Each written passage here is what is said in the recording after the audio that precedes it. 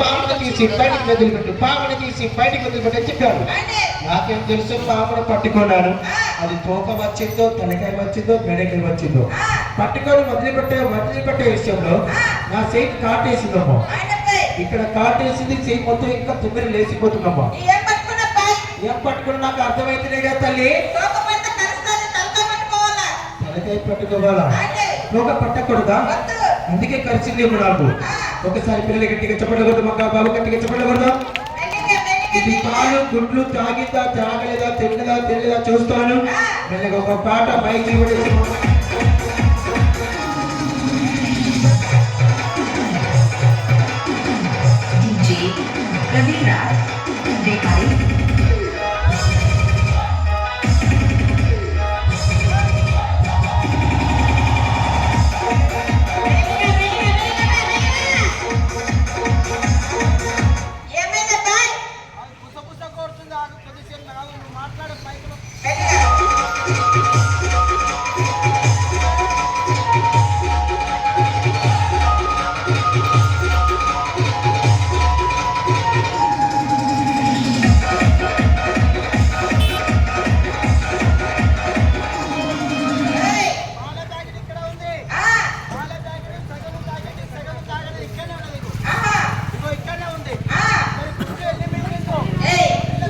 బాబు.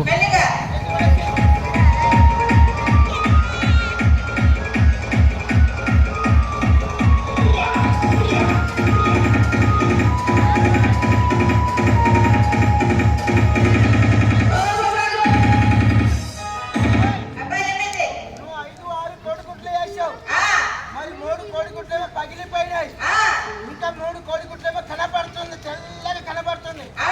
ఇక్కడ లీటర్ పాల ప్యాకెట్ వేసావు, సగము తాగింది సగము తాగలేదు.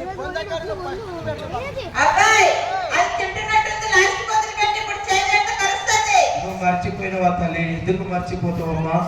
ఈ పాముతో మంచి ఐటమ్ చూపిస్తూ కదా. మరి పాముని నువ్వు త్వరగా పాలు గుడ్లు పెడితే ఈ పాటికి తినేసి తాగేసి రెడీగుండు. ఇంకా పాలు గుడ్లు అట్లే ఉన్నది, పుస కొడుతున్నది. పుస కొడుతుంది, 2 తలకాయలు కదా. ఒక తలకాయ నువ్వు ఇప్పుడే పెట్టినావు పాము చల్లగుండా. నువ్వు పాలు గుడ్లు ఇప్పుడే వేసావు, అది తిన్నాక తర్వాత తీస్తాను. అట్లాంటివా?